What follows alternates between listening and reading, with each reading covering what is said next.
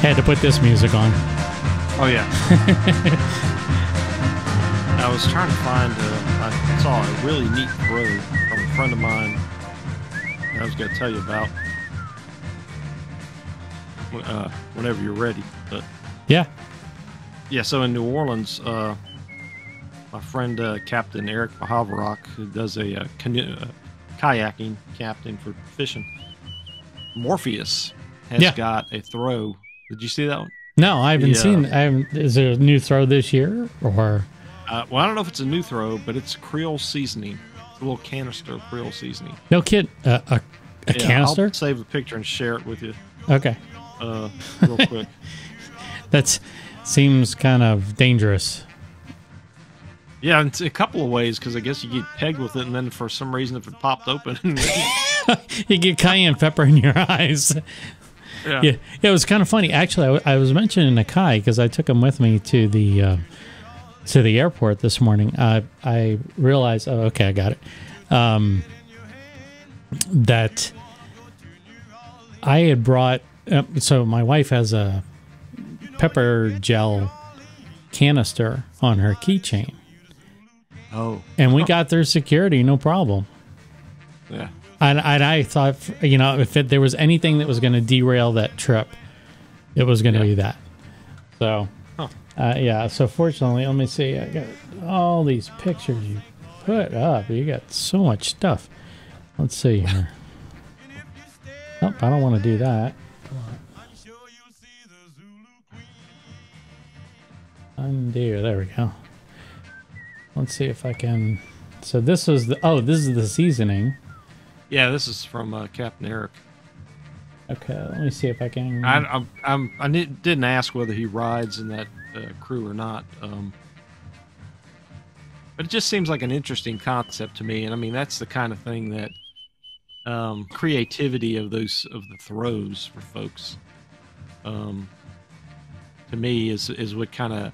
That's what I guess what I enjoy most about the Mardi Gras cruise.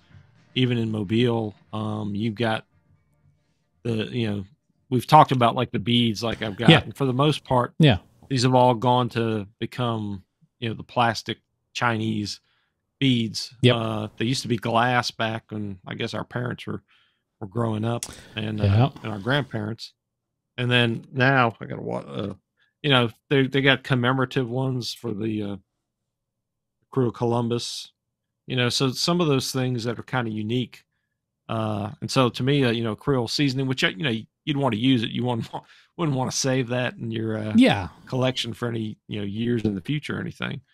But it'd be interesting to see if they make that available, and I'd be interested to try it and see what it tastes like. I may have to see if I'm sure they probably throw everything out that they have, but if I'll have to see if I can figure out how to get any of that. Yeah, I would be I'm looking at it. Okay, so we gotta have a talk with them about the Nolans part here. I mean, no, you can't do that. That's just wrong. But other than that, I mean, the little montage of the art. No, yeah, it looks rendering. Yeah, no, it looks good. It looks good for sure. But yeah, no. Sorry, there's certain things that I'm pretty adamant about, and that's definitely one of them. So when you had Go Brewing, you didn't have Nolans? Nope. As a matter of fact, this is actually an interesting story. So when we first opened up the brewery, this has nothing to do with Mardi Gras, by the way. When we first opened the brewery, we opened it down the road from another restaurant that specialized in Southern food, comfort food. What else? Just it would be, I would say it was kind of mildly competitive, but if anything, it was more complimentary. Yeah, what they had, but they always thought I was after them for some reason, and I wasn't. I had bigger, different fish to fry. I really didn't. They weren't even on your radar. For no, the most part. No, they weren't. Thanks for clarifying that. And so, the one of the things that I thought was interesting, and this was a completely random thought that I had. Just, I was in the bathroom, and I was seeing some stuff about Nolans, and I just said, who from New Orleans actually says Nolans? I mean, that's like putting up a big red flag if you live in San Francisco and you call it Frisco. You don't do that. And it's just, you know, it screams tourist. Well, come to find out, these ladies that owned the restaurant had a banner that said something along the lines of Real Nolans Cooking. And they already had their sights on me to begin with.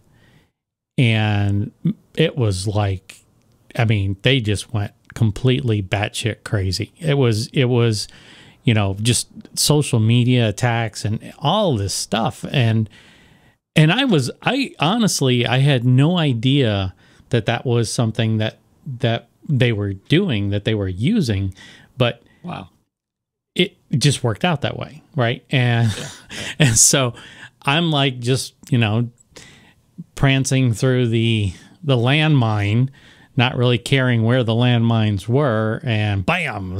And there was all kinds of things they were talking about coming to our place and doing pretty nasty stuff, and I had to call the police, and it was weird, all over one word, Nolans.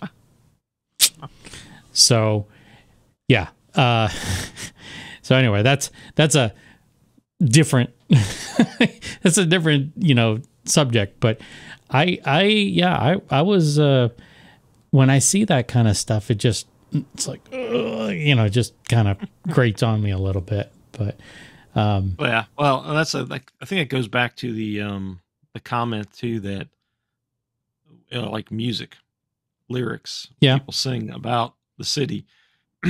Everybody, I mean, for the most part, people that I'm familiar with always says, I'm going to try to say it. It's probably not going to come out right. But you say New Orleans. Right. You know, but in the songs, it's New Orleans. Well, because it rhymes with more stuff. That's why. Right. That's why it's acceptable for that. Just for that. But just for that. But what's funny about that is that, yes, I live in New Orleans. Do not call it New Orleans. But I live in Orleans Parish. Go figure that one out. Yeah. So anyway, I don't know why I'm defending that stuff, but yeah, I was just like, it's like nails on a chalkboard. And I use that expression quite a bit, mainly when I'm up here, because, you know, people are like, you know, my son, bless his heart, he texts me today. He's like, where can I get a king cake from? I'm like, nowhere. It's like, you waited till the Saturday before Mardi Gras. You live in BFE, Washington State, and you want a king cake? Ain't happening, buddy. You know, I don't care. He needs to go get that kit. Mom and Paul's kit. That's right. He does. You have one in 3 hours. Yeah, but after he gets a kit. But after you see what his dorm room, what he can do in that dorm room, I don't think it's the best use of his time. I think it's going to end up pretty badly for him. Yeah. So, but yeah, like I said, I think that was the that and as we talked about watching the thing with the super, well, not the Super Cruise, but Blaine Kern. Yep. And all, you know, you start to have that's, I guess, the thing that I guess would interest me most about going to parades is, I mean, obviously there's an appreciation for the artistic work of the different floats. Sure. And like I said, the throws in general, especially if you have something unique, that would be, you know, of course you might have a bunch of people fighting over it and clamoring to get it. But, you know, I sent you a bunch of those pictures that I had too, that, cause I started thinking after the interview about the doubloons that I had. Yeah. Yeah. And I mean, I got a box of them and I was like, I wonder if I got any from Bacchus and Iris. And some of these actually I picked up more from, I guess in the 70s, somebody sent them to me. Well, I had to I got to show this one. Yeah, that was from Mobile. Astrid, one of us caught that yesterday. I mean, it wasn't me, but about to go to bed last night, and she goes, "Did you see this?"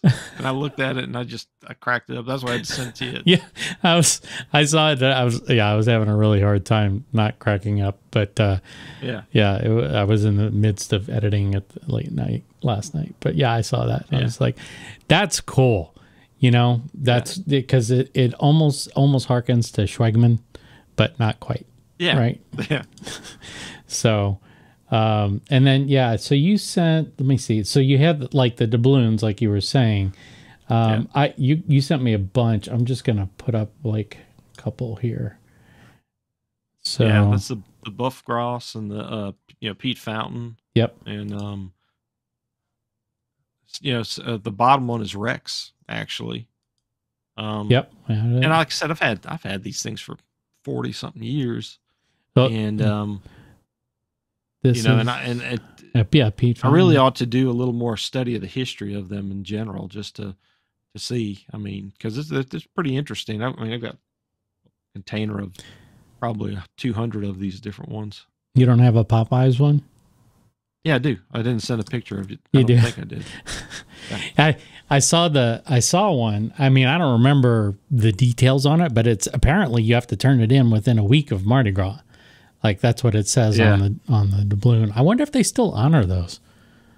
I don't know. You probably can't really make that out. Oh, I can see the Popeyes. Barely. Yeah, I can see that. Yeah. I actually had it on my Facebook page.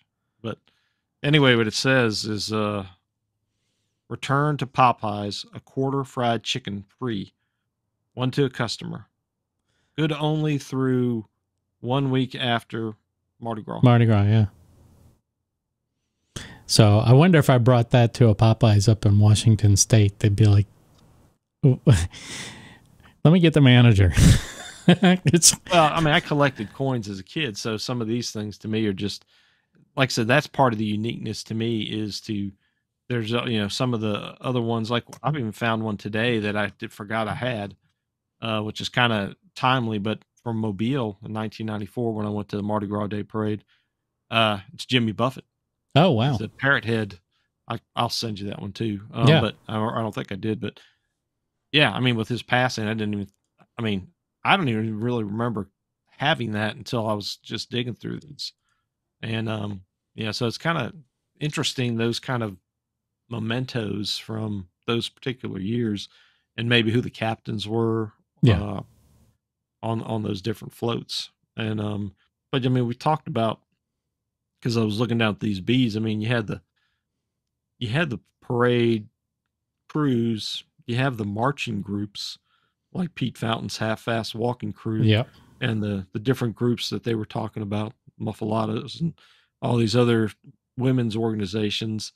And so, I mean, not everybody is in a big parade, but you can be in these organizations. Right. Some are just non-parading organizations. I mean, they just get together. The group that I'm associated with, which I guess is a Mardi Gras association here, the Royal Order of Gumbo. Mm-hmm. What they'll do tomorrow is they'll go to what we call Joe Cain Day, which we talked about in one of the earlier episodes. The guy who kind of revitalized Mardi Gras in Mobile. And it's a truck parade that basically anybody they call it the People's Parade, but anybody can join in and I think you got to get a permit of some sort. And you can get as many people on the back of a float as you want, and they just throw stuff. And in this group, since I'm one of the younger members at 55, or almost 55, they'll. I think he said the average age of the group is 70, and so wow. Wow. It's so they walk, but with the fundraiser we did earlier this year, they've been trying to raise money for adult tricycles so some of the folks don't have to walk as far. Of course. Yeah. We talked about that the other night too, about riding one of those little scooters that they have at the big box stores, right? Yeah. Adjust my ISO here. I'm a little bit. And then, of course, you got the 400. There we go. The plastic cups. That's the cups for the family for the next year. That's till all the ink wears off, and then you get another round the next year. It's funny. Ours, we've got a couple of Randazzos Matter of fact, oh yeah, because they come with the king cakes. Yeah, I've actually got one. It's out of frame, but I've got one. Yeah, they come with the king cakes, and let me see if I go to here. You still can't see it. It's all blurry back there. Anyway, let's go to this. There we go. So yeah, that ours have ended up being coin holders, like leftover coins. Just put it in there. But hey, what? It's cool. It's really cool to have access to all these throws. The stuff that they were throwing at Bacchus. Of course, Zulu on Tuesday does the coconuts, and man, I really got to find that. I hope we still have it around because we had one. But yeah, the coconuts. I wonder what Endymion's throwing tonight. Oh, well, it doesn't matter. I mean, at the end of the day, it doesn't matter. But, it's just kind of cool. That was the reason when I got a little bit older, that was the reason for me going to these parades, is because I had these unique throws, these things that you could get. And like PJ was saying during the video, not every float throws those special items. So, in the case of they weren't doing the neck pillow. Right. Mm-hmm. So, and then a bunch of friends were hitting him up for the neck pillow, and he's like, I don't have it. That's not what we throw. But then he was saying that people, will, hit him up for the snakes, the 5-foot snakes that they have. Yeah. So, it's really hard to convey to somebody who's not from the region what it is. When I explained to my wife, for instance, the cost associated with, or not explain, but I told her I don't think no matter what I said, I couldn't explain it to her. It was because she was just like that's ridiculous. And I'm saying, well, most of the people, they budget for this, right? This is something that, this is what they, instead of going on a nice vacation, they ride in the parade, and it is a once a year thing, and that's what they do. But to go to these parades, to be a spectator in and of itself is a really fun time. There's the pre-parade, and we talked about the guys with I think they were stolen grocery carts, the wire carts that they had with the cotton candy hanging, and they were, selling the exact same stuff that the floats were throwing later on. Those were good times. That time leading up to the anticipation of the parade, and then you could, eventually you saw the police cars. You could see them off in the distance, and you could hear them, and then pretty soon they're right up on you. And those sirens, when you're standing right on the edge of the route there, and it's literally a foot from you to the motorcycle cop, and he's got his siren blare, it is loud. And as a kid, you're like, wow, this is really cool. Yeah, I don't remember if all the stuff I sent to the folder for you. I saw the cops doing like the S turns. Oh, did I get you the police doing that? Yeah. The and the other aspect that, well, I was going to put the positive spin on it, but you're talking about the anticipation of being down there. Yeah. And I was going to say that a lot of the fact, depending on where you stand, you have access to like little restaurants or little places you can go in and get food or beer or other drinks. Right. Where we stood last night is kind of on the backside, so we really didn't have that. But I mean, like same thing in New Orleans, depending on where you stand, you have accessibility to certain things. But in spite of that, they also have like what I call fair food. I mean, you got it's almost like a truck, food truck in a sense. They've got these things set up, and so the last 2 years, we had plans, actually intentions to go somewhere else to eat. But by the time you got down there, because my daughter had to be there at a certain time for the band, right, and where we were standing, it was just easier. There was this group. And I mean, they had the typical fair food: Polish sausage, Italian sausages, hamburgers, chicken on a stick, potato skin or whatever, not skin, scalp type of potatoes that were fried, funnel cakes. And, you know, when all that is cooking and all that's in the air, I mean, it smells pretty good to me, you know, with the onions and the stuff. And they had cotton candy and stuff. But then I was thinking, as we progressed to walk over to there was also the remains of the previous parade that the horses had left, and so those weren't the exact wonderful smells there. But there's always a thing that comes out on Facebook. I guess it's a meme or something, where one of the soap companies or lotion companies have something called the scent of Mardi Gras or something like that, and everybody always makes a comment: if you've ever been to Mardi Gras, you don't want to smell like Mardi Gras. No, well, yeah, that is, I mean, horse poop smell or urine smell or puke smell. No, it is that. I mean, you know, Paul and Paul were downplaying the things that you see on the parade route, which I think makes sense, because most of the crazy activity, the stuff that's just out of control, is happening in the French Quarter itself. And like Paul was saying, the floats are too big to go down the roads of the French Quarter now. And I couldn't even imagine, for instance, they were talking about that one train that is now multiple cars. Somebody. Yeah. That's part of Orpheus. And there's no way that thing could navigate. I mean, there's just no way. So, yeah, I mean, it's a good time, and you know, I'm actually looking forward to, you know, Tuesday.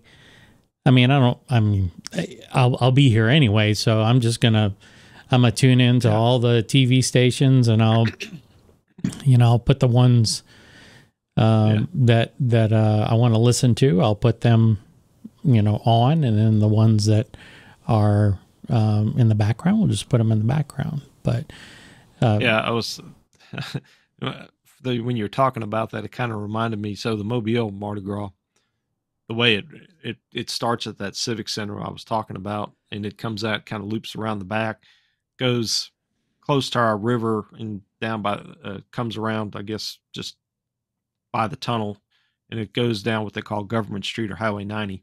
Right. And on that route, they pass by the Archbishop of Mobile's house. And so the house is an old 1800, I think they call it a steamboat design, because I guess in some vantage point it looks like a steamboat. Okay. And we got to go tour it one time when Katie was in 4th grade or something. But it was interesting. But they have a nice big front porch gallery, whatever you want to call it, and it faces Government Street. And so, especially with a parade like Crew of Columbus being an outgrowth of the Knights of Columbus, they'll stop there and they'll play for or at least McGill, the high school she's at, will play for the Archbishop. But one of the priests we had, he was from a little town north of here, I think Prattville. And so he says he's kind of a country boy at heart. And so he went there and he's talking to the Archbishop, and it is like his first Mardi Gras. And while he was standing there talking to the Archbishop, his back was to the parade route. And he said, and he's kind of he's a former baseball player. And so he's kind of a big guy. And he said, all of a sudden he's standing there talking to the Archbishop, and he just gets pegged in the back with a bag of beads, and the guy, and the Archbishop's like, the Archbishop is actually from New Orleans. And he says, first rule of Mardi Gras is you don't ever turn your back to the parade. Well, I mean, you learned that lesson pretty quickly. Yeah. Paul was talking about how he was able to throw it over the neutral ground, over the other 2 lanes, into the side street. That's pretty good. That's pretty good. Yeah. And then PJ saying, Dad, you got to take it easy this year, because they're on the top floor of the float. So I was, I think that the thing that's really nice about what Paul and Paul have is that if you look at the video, the there's the point where Paul III is kind of tightening the cap around PJ, and like PJ was saying, it's a family event. So even if you're riding, it's a family event. Now, there's a lot of guys that I'm sure, and gals, that don't ride with their families. But I mean, like the family ones are the ones that are like the truck parades, right? Those are the ones where there's entire families, and you got the 4-year-old kind of hanging the beads, just kind of dangling them off the edge like that. I'm sure the dad comes in at the end and goes, "God dang it, we got to get rid of this stuff." And so, little tip, it's not foolproof, but a little tip is, if you're going to Mardi Gras and you're going to go to a parade, go towards the either very beginning of the route or the very end of the route. And the reason for that is, at the beginning of the route, everybody's having a good time and, yucking it up, and you will get stuff that you won't necessarily get as the parade proceeds down the route. At the end of the route, if your game is all about volume of beads and throws, go to the end of the route, because unless they went absolutely nuts during the parade itself, they're going to be loaded up with stuff. And these are things that they can't, they don't want it. They bought it, and they're not going to sit on it for a year. So they're, I mean, I've seen entire gross bags get hurled. Oh yeah. And you just, you take your life into your own hands. But if you're about getting all that stuff, just kind of random things and things that they didn't throw a lot of, you can go at the end of the route and clean up, really clean up. That's an excellent point, because I mean, where we stand is actually the beginning, because that's kind of where we took the kids. They had the stage for the parade, and so we're just right around the corner. I mean, we're probably 100 yards from where it starts. And so we see it pretty fast, and then it actually will come back around and loop back to that same spot. Right. But the other point to think about, and Paul kind of alluded, I think it was part of what you might have edited, is that, and from what I've understood from people I know who ride, is that on the inside of the floats, you've got like either nails or hooks. Yeah. And so they'll have all the beads. Right. So what they'll end up doing is have all this stuff it's all laid sorted out and arranged at the beginning. But what ends up happening is that they can only do so much. So they start off and they're throwing all that. Well, they get to a point in the parade, they've got to reload basically. Right. And so then they're sitting there trying to do that. And then at the end, like you said, it's like, oh, crap, I can get rid of this stuff. Yeah. And so they just start flinging it out. Yeah. So. Yeah. So little tip, but we also heard what not to do. Yeah. At Mardi Gras, and where you should go to avoid certain types of exposure to advanced age appendages. I don't know how else to put it. So the other thing that kind of I was thinking about as you were mentioning that regarding certain appendages is that the other thing you need to worry about, as a popular song by Benny Grunch and the Bunch goes, is "Ain't No Place to Pee on Mardi Gras Day." is you got to be cognizant of where the portalets are. Yes. And the other thing is that the portalets, after they've been out there a few days, even if they've been pumped and cleaned, it's not a pleasant experience no matter how you cut it. Nope. And I'm pretty sure Mobile and New Orleans have the same rules, that especially as a man, which I guess is equal opportunity these days. But if you just figure you're going to go behind a bush or a tree or in the alleyway and they catch you, that's about as bad as the other thing I sent you a picture of, all the cars parked in the wrong spot. Right. They get booted and towed. And then that's the other thing. So be careful of where you make sure you are parking in a place that is recognized as a parking spot, because if you're on the route, they will take your car and impound it. And you may have a good time at the beginning, but by the time you're trying to go back and get your car, it's not going to be very fun. Yeah. Like I say, make sure you know where your bathrooms are.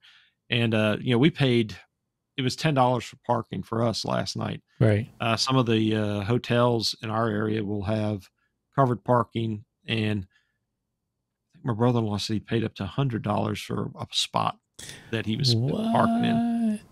Yeah, well, in Mobile. Anyway, it's worth it to, in a recognized spot that is safe, to have your vehicle parked. Yeah. And pay the money.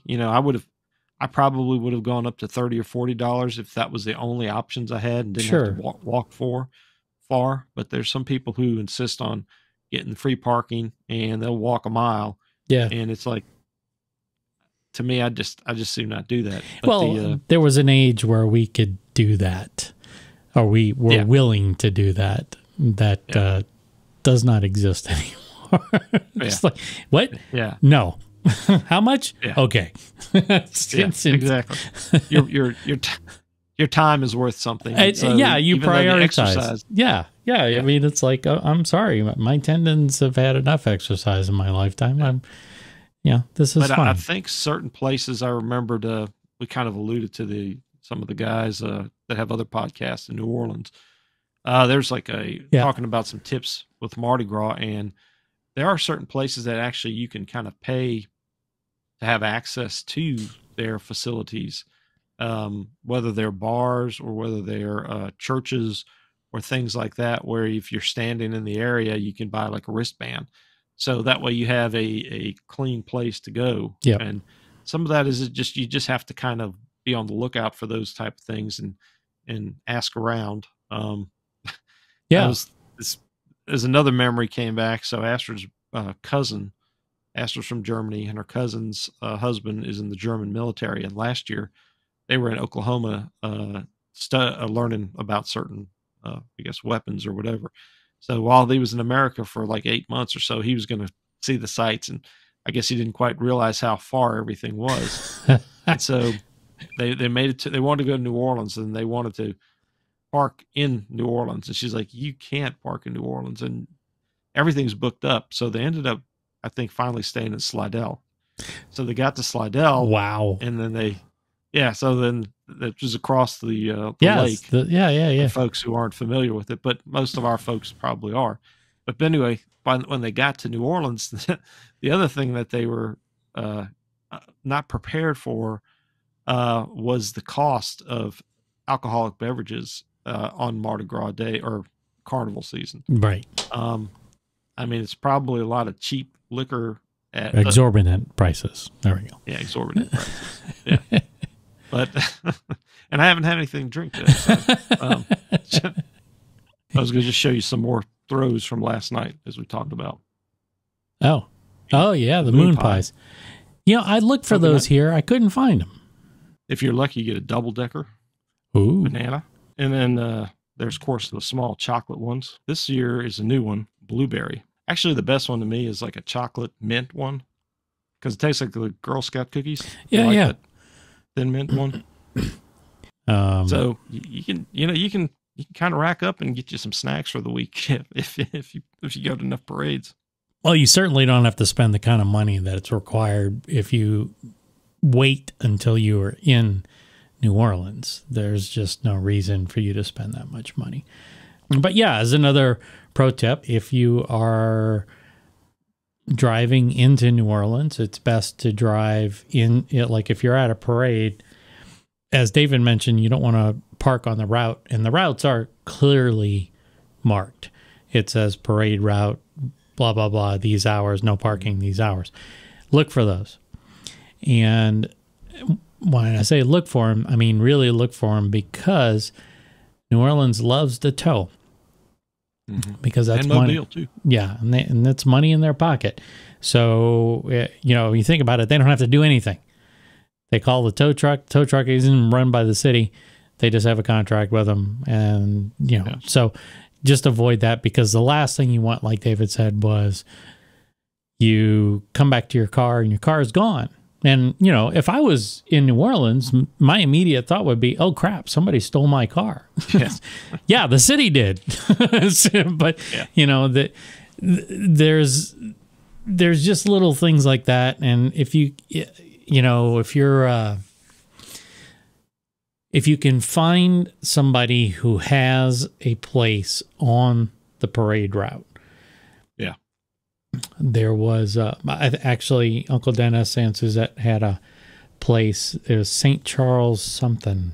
It was on St. Charles, obviously, but St. Charles something. And they let us use, it was just basically a room in this apartment building, and there was a restroom there. So if we needed to go to the bathroom, it was great. We just went upstairs into that place and then came back down. So I don't recall the last time that I actually needed a porta potty, and I'm very thankful for that. I'm very thankful. You know, it's that like you said, they can get pretty rank. I had the similar experience. My mom's parents lived on Metairie Road on the route for St. Patrick's Day Parade, which is, I don't know if we'll be able to squeeze one in about St. Patrick's Day parades. There's a lot of similarities toward with the Mardi Gras. But, that was nice because of the fact that the location, once you got there in enough time before they closed the streets down.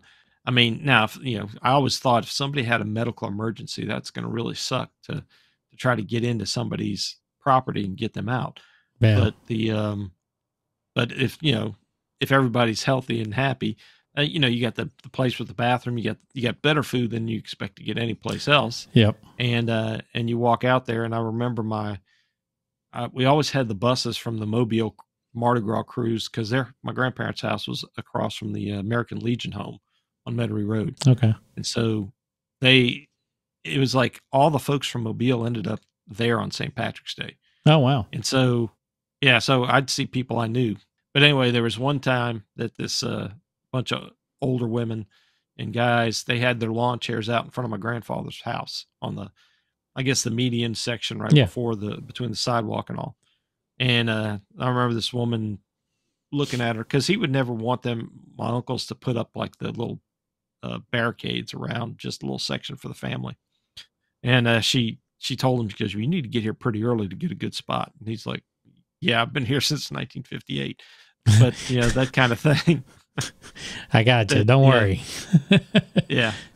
So, but that reminded me, and with talking about which float that Paul and PJ are on, number 31. Yeah. Is the other difference with one of the other differences with Mobile and New Orleans is the amount of floats in a parade itself. Yeah. I'm just doing a mental calculation. I'm thinking maybe a dozen, maybe 15 is what I saw last night. And in the St. Patrick's Day parades and the Mardi Gras parades are easily 30 plus. Yeah. I don't know if the Super Cruise are even bigger than that, or if but I mean, well, what was it?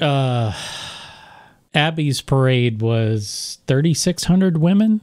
Is that what they said? So, I mean, that's a lot of floats if they're all riding. Yeah. And that's a good point. The other thing we didn't really touch on is they told us, so on the Paul's floats, what is it like? Was it 30 guys? Yeah, 30, guys? 35 guys. Yeah. On a double-decker float. Yeah. And Abby's float is 90 women. Yeah. Well, they've got the one that's like, what did he say? Is like, it's 3 floats together. Yeah. Right? So it's and we talked, I guess, like when you see the semis pulling 3 truck, what do you call it? Beds. I've never seen 3. I've seen 2, but I've never seen 3. I've only seen 2, thank God. But I know that they supposedly have 3. Well, I'm on the interstate a lot. Yeah, so well, that's what I was saying. One of those suckers gets out of control. That back one goes, the whole truck's gone. The whole truck's gone. Yeah. Yeah. So we counted it. It was like 12 restrooms. Yeah. On the float.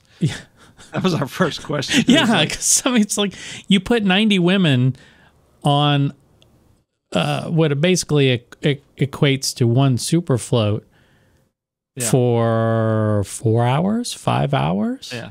And they've been drinking Cold cocktails? Weather, possibly. Yeah. Drinking. Oh boy, yeah.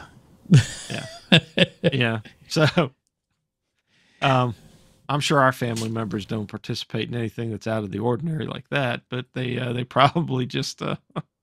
I'm 100% sure that all of our family members participate in that one way or another. The older I get, the more I realize how reserved we appear on the outside, but as a family, there's a screaming hubble on the inside that's just waiting to get released and finding the perfect opportunity to get out. And when it happens, it's like, oh crap, who the hell is this? But it's a lot of fun. And yeah, you're right about St. Patrick's Day. The parade itself, for me personally, was always a letdown because it wasn't like Mardi Gras. But the food was better, and you could walk up to Metairie Road and go to the parade there. And I mean, don't throw me a freaking cabbage. I don't give a crap about that. I mean, that's what they were doing. They were throwing cabbages, and that's kind of unique. They have the cabbage and the potatoes occasionally, and the carrots. But I mean, it's like, what? This is one of the cheapest vegetables that you can buy at the store. I mean, it's not even, it doesn't even fall, like lettuce has seniority over cabbage at the store.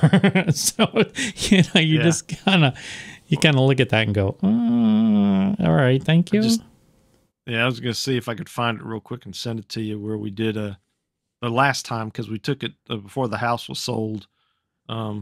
We took the girls to it, and I don't know if I have got the whole haul in here, but a lot of the people they would get tons of cabbage. I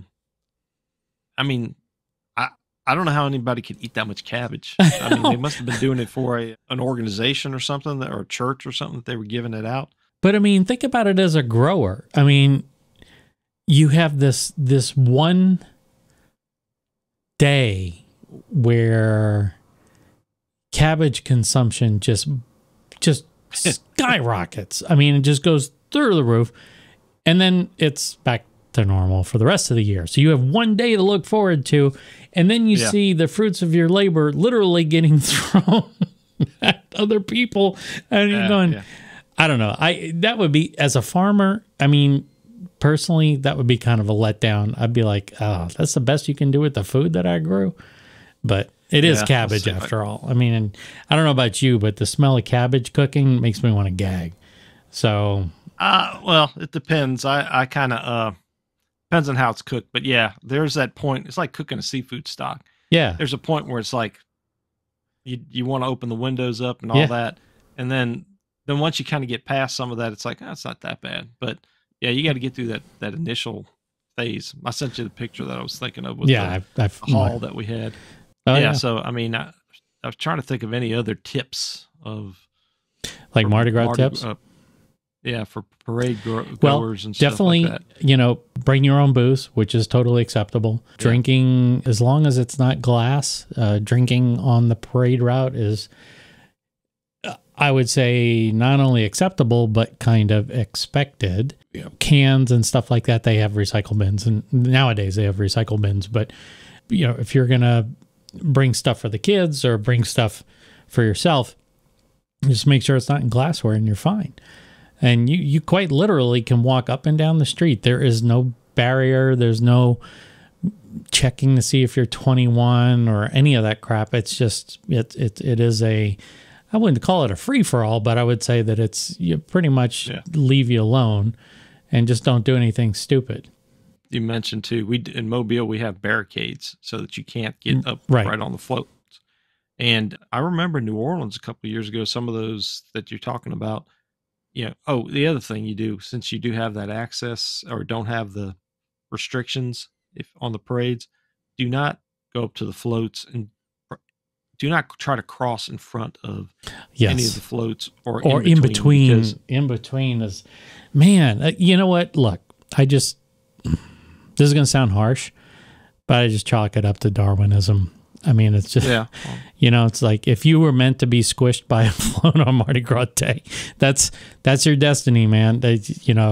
And you just, So what I remember though, I remember when I was young, if I was on my dad's shoulders and it turns out that one of my friends was on the float, but they were on the opposite side, we would wait for that float to pass.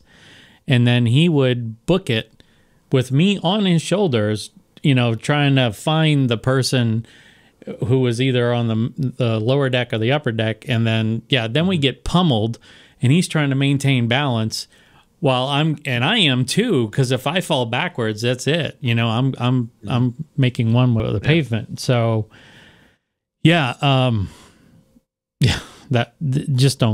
cross between the floats. Yeah. Just, So, I mean, like I said, you figure out where you're going to stand and, you know, most, I say most, I mean, I'm sure you can find places that you should and shouldn't, you know, look around. Mardi Gras, you know, unfortunately, even in Mobile, you get a lot of bad press from the crime aspect, which is, it's a possibility. Yeah. It is. But like anything else going to New Orleans or the French Quarter, that's part of the reason why you should never get shit-faced, honestly, in my opinion. Yeah, no, you're absolutely right. You got to be about your senses. And so there's that, you know where you're standing and who you're with, you know, even if you make new friends on the parade route, be wary. And I mean, you can go and have a safe, good time, get to your car and back. Now, I know a lot of parades are, I guess when they start at night, what is it, like 6:30? Yeah, usually. Somewhere around there, but somewhere between, I mean, I think Endymion rolls a little bit early on 4:15 your time, not my time. Your time. My time. Yeah. But so our parade last night was 6:30 till I think it ended about 8:45 when they were finally back. So it's 2.5 hours. But unlike what Paul III was saying is 5 miles. Yeah, it's like 7 hours. Well, there's 5 miles, and you know, you think 5 miles is not that long to go, but you know, they're pulling, throwing. Yep. And if they start at 6:30 or later, you know, it's every bit probably 3 or 4 hours. Oh, easy. Because our route's 3.1 miles. Yeah. So 2 hours for that, you're probably looking more like 4 hours. Yeah. Yeah, that's what he was saying. It was like 7 hours from start to finish. Because there's a lot of stopping and going again and stopping. Yeah. Well, anyway, just pace yourself, have a good time. Absolutely. Be safe. Absolutely. You know. So we got Saturday night parades tonight, and then we got Sunday tomorrow night, and then on Monday is going to be kind of a quiet day, but then on Tuesday, for those of you who are not in the New Orleans area and it's just a regular Tuesday, you can sneak away and fire up your YouTube, and I'll have all the parades going, as well as we'll start out with the Blaine Kern episode at about 7 o'clock in the morning Pacific time, and then we will transition over into the parades because they're 2 hours ahead, and they'll actually already be underway by the time that special's over. You can tune in all day long. I'll just be, you know, either having live broadcasts from the local news stations, or I'll be also bringing in various cameras from around New Orleans, certainly the one from Bourbon Street. And so, I mean, if you're looking for something to kind of party a little bit, even though you can't, you know, you can at least just kind of put that off. Put your little, you know, put your phone or whatever, put it in a little window up on your computer while you're working, and wish you were at Mardi Gras. Yeah, I mean, we've given folks in the short time we've been doing this some products that you can get to make wherever you are in the world. Hopefully, you've planned well enough so that you've got them now. But you know, you can make your gumbos, jambalayas. We'll be doing muffaladas for dinner that night. Yep. And then we'll roll into Lent, and yep, and then it's have to come up with some seafood dishes. Yes, we will. Yes, we will. It just doesn't involve crawfish, apparently. Yeah, not this year. All right. So those of you again who have managed to stick with us through the after show, we really appreciate it. And you know, look for more little nuggets. One of the things that we do about this after show is You know, it's really David and I talking, but every now and then you'll get some gems from our conversation.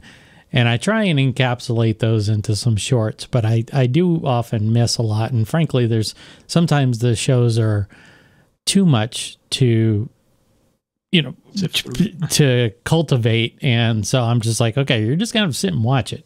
So, and keep in mind also that we are available on Apple's podcast, so you can listen to us for the duration of the show. So if that's something that, you know, if you're commuting or you're just kind of figuring out something to do while you're killing some time, you know, sometimes just listening to us is, you know, we have a, you know, low and sultry voice, so, you know, might as well. Yeah, if you're trying to get some sleep. Yeah. But insomnia. Maybe there's some clips out there I should go back and... I'm trying to find, like, you know, where do I need like a, you know, not only, but I also need like something that puts mosaic patterns up on the screen too. So, well, we'll figure that out. We'll get to it. Anybody's got any ideas on any subjects too that they want us to talk about? Yeah, because we literally have 1 week until the boucherie, and I think both of us are kind of focused on that. But we definitely, I don't know. You know what? We might just talk about the kind of places that we, you know, when we go back to visit, where we go. You know, those kinds of things. So we'll see. We'll see. Yeah. So all right, man. Something out. Thanks for joining, everybody. And again, remember, you can drop a little cash our way, and that will buy us a cup of coffee. And you can just scan that QR code. And you can also sign up for the newsletter, which will be starting very, very soon. So the more people that join in, the merrier. So, yeah. All right. Well, you have a good one. Happy Mardi Gras. You too. I'm going to go eat a moon pie now. All right. All right. Sounds like fun. Okay, guys. Take care. See y'all later. Bye.